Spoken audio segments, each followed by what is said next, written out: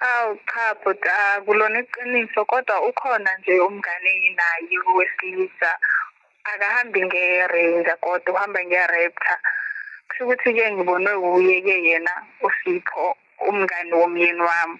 Kodwa sengicabanga nje ukuthi naye unomona ngoba yena uhamba nje ngalamapholo. Ubona ngihamba nalo muntu we-Raptor vele wavukwa umona nje. Hawu.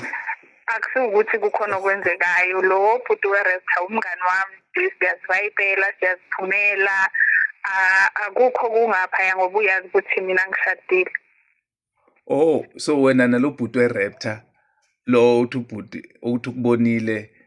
So okay, wena nalo bhuti we-Raptor lo niyayivayibhela, so kumnandi nje.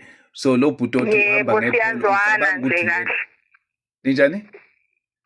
Siyazwana nje njengabangani, hayi ukuthi kunokunye. Okay. Mana-ke ukuzwana kwenu, umyeni wakho uyazi ukuthi uzwana namanye amadoda, uhambe ko-car wash nawo, uhambe ngaye, uhamba ngayo lo Raptor lo ni-vibe nayo.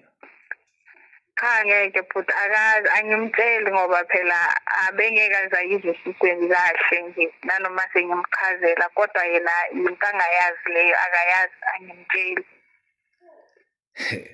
So wena nalo mbhuti lo vibe nayo ayikho into yakuyenzeka nje ngoba phela niyaphuma uzubone ngisho nabangani bomuntu